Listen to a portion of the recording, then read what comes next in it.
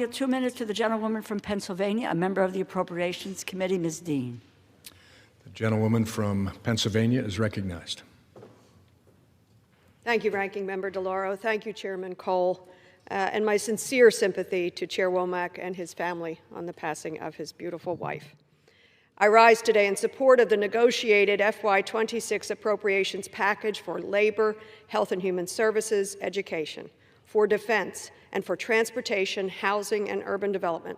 As a new member of the Labor Ed Committee, I am pleased to have contributed to the development of this legislation, and I thank my colleagues on the Appropriations Committee and the dedicated staff for their tireless work. Despite serving in the minority, Democrats on appropriations have spent months fighting back against the Trump administration's proposed cuts to critical programs that support our health systems, our health care systems, and save lives. And these efforts have made a difference. We secured $7.4 billion for Substance Abuse and Mental Health Services Administration, SAMHSA, despite the administration's callous attempt just 1 week ago to eliminate almost all discretionary grant funding for the agency. I'm pleased to say that Congress exercised its constitutional power of the purse and rejected cuts to an agency that serves as the backbone of our nation's response to the mental health and addiction crises, which continue to take too many lives in America. We restored funding for homeless prevention programs, peer support services, and mental health workforce training, and secured funding increases for state opioid response grants and the 988 Suicide and Crisis Lifeline.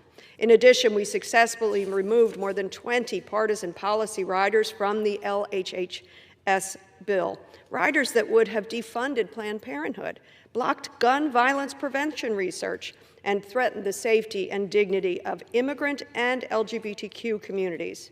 And these bills are far from perfect, but they send a strong message to this administration.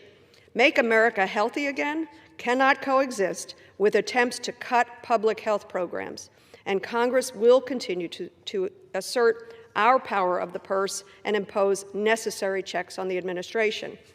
The defense and THUD portions of this bill also make important investments on public. An additional 30 seconds to the gentlelady. The gentlelady is recognized. I thank you. The defense bill restores funding for congressionally directed medical research projects of $1.3 billion following massive cuts in FY25. Further, it includes over $100 million for PFAS remediation efforts at military installations. And the THUD bill includes $295 million for lead hazard reduction and healthy homes grants. More generally, we know housing is health care. This bill provides $74 billion in discretionary spending for housing programs. I urge my colleagues to join me in supporting this package, and I thank you, and I thank the chairman and the ranking member. I yield back.